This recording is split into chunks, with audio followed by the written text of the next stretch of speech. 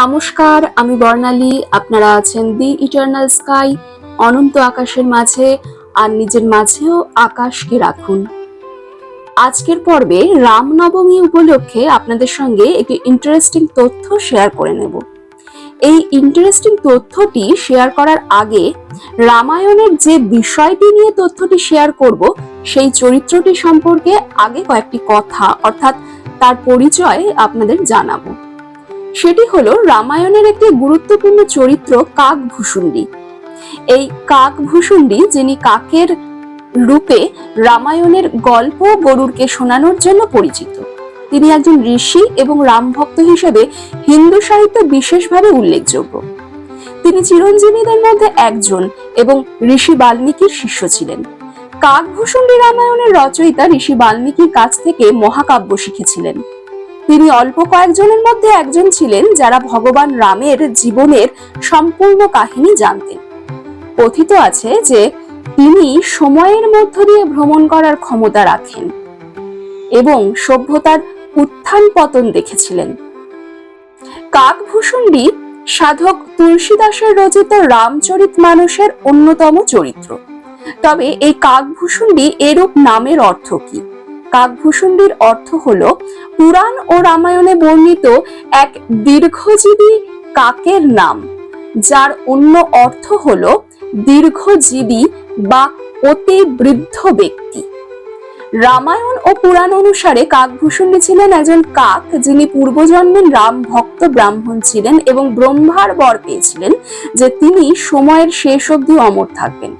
কিন্তু তার দেহ মানুষের মতো ও মুখ কাকের মতো বা কাক রূপ তিনি কেন পেলেন সেই বিষয়ে অনুসন্ধান করলে জানা যায় যে তিনি এর আগে অনেক জন্মই লাভ করেছেন। পূর্বজন্মে শ্রীধাম অযোধ্যায় থাকতেন, কিন্তু যখন সেখানে খরা দেখা দেয় তখন সেই স্থান তিনি ত্যাগ করে চলে যান। তারপর কাশীতে গিয়ে একজন মহাদেব ভক্তকে গুরুরূপে স্বীকার করেছিলেন, কিন্তু তিনি প্রভু শ্রী রাম ও তার ভক্তদের অপছন্দ করতেন। এ বিষয়ে তার গুরু তাকে এরূপ বিরূপতা পোষণে মানা করতেন, কিন্তু তিনি অহংকারে ডুবে গিয়ে গুরুর উপদেশ উপেক্ষা করেছিলেন। একবার এক শিব মন্দিরে তিনি মহাদেবের জপ করছিলেন এবং যখন তার গুরু প্রবেশ করেন তখন তিনি গুরুকে উপেক্ষা করেন, জপ ছেড়ে ওঠেন না ও গুরুকে প্রণামও করেন না। জগৎগুরু ভোলানাথের কিন্তু তার এরূপ ব্যবহার সহ্য হয়নি। তখন মহাদেব গুরুকে অবজ্ঞা করার অপরাধে তাকে অভিশাপ দেন এবং শুধু তাই নয়, 1000 জন্ম নিতে হবে ছোট পোকামাকড় হিসাবে একথাও বলেন। কাকভূষুণ্ডীর গুরু অত্যন্ত করুণাময়। তিনি শিষ্যের হয়ে ক্ষমা চান মহাদেবের কাছে এবং অভিশাপ ফিরিয়ে নিতে বলেন।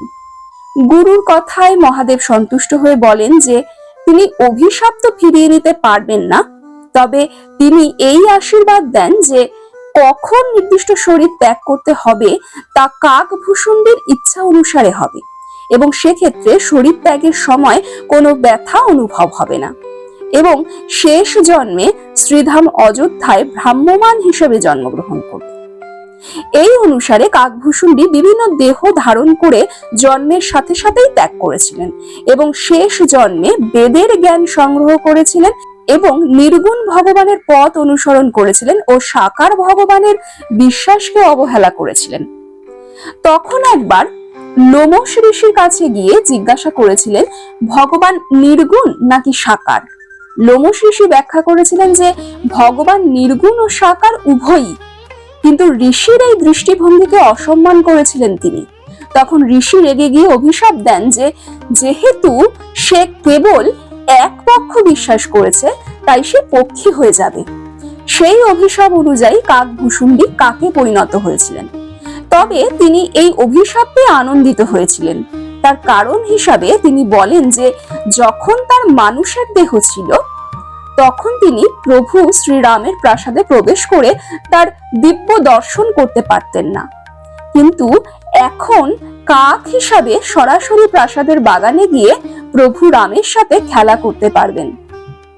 প্রভু শ্রী রামও খেলতেন তার সাথে। কিন্তু একবার শ্রী কাকভূষুণ্ডী প্রভু শ্রী রামজির পরিচয় নিয়ে সন্দেহ প্রকাশ করেন তিনি অনন্ত ব্রহ্মাণ্ডের প্রভু শ্রীরামকে এক টুকরো রুটির জন্য কাঁদতে দেখে সেখান থেকে পালিয়ে যান এবং তিনি দেখেন যে সেই শিশু রামচন্দ্র ব্রহ্মাণ্ড জুড়ে তার পিছনে পিছনে আসছে। এবং যখন তিনি ক্লান্ত হয়ে পড়েন তখন তিনি ফিরে আসেন এবং প্রভু শ্রীরামজি হাসেন ও তিনি ওনার মুখে প্রবেশ করেন। প্রভু রামের পেটে প্রবেশ করে কাকভূষুণ্ডী অসীম অসংখ্য অনন্ত ব্রহ্মাণ্ড দর্শন করতে থাকেন। সেখানে যা কিছু তিনি দর্শন করছিলেন সবকিছুই অসংখ্য এবং সবকিছু একে অপরের থেকে আলাদা ছিল। শুধু কেবলমাত্র একজন পরম তত্ত্ব নিরাকার প্রভু শ্রীরাম ছিলেন, যিনি প্রতিটি ব্রহ্মাণ্ড ও প্রতিটি সময়কালে একই ছিলেন, অর্থাৎ ধ্রুবক ছিলেন। তিনি অপরিবর্তনশীল ছিলেন। তিনি সমস্ত কারণের কারণ এবং সবকিছু তার থেকে উদ্ভূত ও ধ্বংসের সময় তারই মধ্যে সমাহিত। সবকিছুই পরিবর্তনশীল, শুধুমাত্র প্রভু চিরস্থায়ী, অপরিবর্তনীয়। এইভাবে প্রভু শ্রীরামের শাশ্বত রূপ তিনি দর্শন করেছিলেন। তখন কাকভূষুণ্ডী প্রভুর কাছে আত্মসমর্পণ করলে প্রভু রাম তার ভক্তিতে মুগ্ধ হয়ে তাকে দ্বিবাহু কিশোর রূপ দেখান এবং বর হিসাবে সম্পদ খ্যাতি প্রার্থনা করতে বলেন। কিন্তু এই সকল সম্পদ খ্যাতি ক্ষণস্থায়ী, তাই কাকভূষুণ্ডী চতুরতার সাথে চিরস্থায়ী অসীম শুদ্ধ ভক্তি বর চান। প্রভু রামও মুগ্ধ হয়ে তাকে চিরন্তন নিঃস্বার্থ ভক্তির আনন্দ অমরত্ব প্রদান করেন। কথিত আছে কাকভূষুণ্ডী প্রভুর আত্মপ্রকাশের ও লীলার অংশ হন ও লীলা উপভোগ করেন। পাখির আকারে শ্রবণ করতে আসা দেবতাদের তিনি শ্রীরাম লীলা শোনান। এমনকি মহাদেব ও মাতা পার্বতীও রাজহাঁসের আকারে নীলগিরি পর্বতে গিয়ে শ্রী ভগবত কাকভূষুণ্ডী মহারাজের কাছ থেকে শ্রীরামলীলা শ্রবণ করেন। শ্রী কাকভূষুণ্ডীজি প্রভু শ্রীরাম সম্পর্কে সন্দেহ দূর করতে পক্ষীরাজ গরুড়কেও সাহায্য করেছিলেন, কারণ পক্ষীরাজ গরুড়ও পরব্রহ্মর পরিচয় নিয়ে একবার সন্দেহ প্রকাশ করেছিলেন। যে কোনো যোদ্ধা অর্থাৎ মেঘনাদ কিভাবে পরব্রহ্মকে নাক পাশে বন্দী করতে পারে, তবে কি তারা অর্থাৎ রাম লক্ষ্মণ পরব্রহ্ম নন? কারণ গরুড়জি ছিলেন যিনি প্রভু শ্রীরামজির সেবা করার সুযোগ পেয়েছিলেন যখন তারা নাগপাশে আবদ্ধ ছিলেন। কাকভূষুণ্ডী গরুড়ের এই সন্দেহ দূর করেছিলেন রামলীলা শ্রবণের মাধ্যমে। এই তো গেল প্রভু শ্রীরাম ও কাকভূষুণ্ডী সম্পর্কে গোড়ার কথা। এবার বলি সেই ইন্টারেস্টিং তথ্যটির কথা।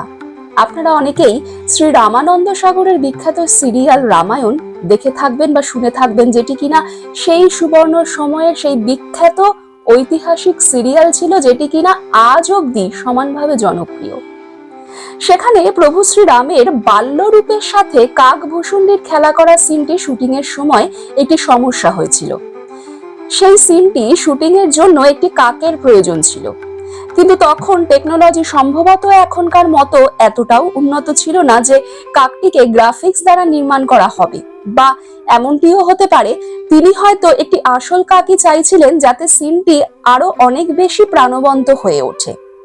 কিন্তু তাহলে উপায় কিভাবে সিনটি শুটিং করা যাবে, এই নিয়ে খুবই চিন্তায় ছিলেন রামানন্দজি। কারণ কাক তো আর কেউ পোষে না যে চাইলেই পাওয়া যাবে, আর এই শুটিংটি হচ্ছিল উমারগাঁওতে, সেখানে খুব একটা কাক দেখাও যেত না। তো চাইলেই একটি কাককে শুটিং এর জন্য ধরে নিয়ে আসাও সম্ভবপর ছিল না। তখন কি করা যায় এমনটা ভাবছিলেন রামানন্দজি। আর ঠিক সেই সময় হঠাৎ শুটিং এর সেটে একটি কাকের ডাক শোনা যায়। রামানন্দ সাগরজি সেই আওয়াজ শুনে কাকটিকে দেখতে যান। গিয়ে দেখেন একটি গাছে একটি কাক বসে আছে। কাকটিকে দেখে তিনি হাত জোড় করে বলেন, হে প্রভু, আমি একটি খুব সমস্যায় পড়েছি ও দ্বন্দ্বে আছি। যদি আপনি কিছু সময়ের জন্য বালক রামচন্দ্রের কাছে এসে বসেন তাহলে আমার সমস্যার সমাধান হয়ে যাবে। এই কথা বলা মাত্র কেউ হয়তো বিশ্বাস করবেন না, বা বিশ্বাস করা সত্যি খুব কঠিন, কিন্তু সত্যি কাকটি গাছ থেকে নেমে এসে ভগবান রামের পাশে এসে বসে পড়ে। প্রায় 10 মিনিট মতো ওখানেই সে বসেছিল এবং রাম কাকের গায়ে হাত লাগালো সত্ত্বেও সে উড়ে যায়নি। কিন্তু পুরো সিনটি শুট হয়ে যাওয়ার পরই কাকটি উড়ে চলে গিয়েছিল। সত্যি ভগবানের কি অদ্ভুত লীলা, তাই না? মন থেকে করা কোনো একটা ভালো কাজে ভগবান নিজে থেকে এসে সাহায্য করে গিয়েছিলেন বলে মনে হয়। রামানন্দ সাগরজিও প্রভু রামের কাছে সেই প্রার্থনাই করেছিলেন, তার কাছে সাহায্য চেয়েছিলেন। এত সুন্দর ও অলৌকিক তথ্যটি আপনাদের সাথে শেয়ার না করে থাকতে পারলাম না। তো আশা করি আপনাদের সকলের আজকের আলোচনা খুব ভালো লাগলো, আপনারাও খুব আনন্দিত হলেন। আর সঙ্গে বলবো, আমাদের অনুষ্ঠান ভালো লাগলে লাইক, শেয়ার ও কমেন্ট করবেন এবং চ্যানেলটিকে সাবস্ক্রাইব করে সঙ্গে থাকবেন। আজ এই পর্যন্তই, আবার কথা হবে অন্য কোনো পর্বে। জয় শ্রীরাম, নমস্কার।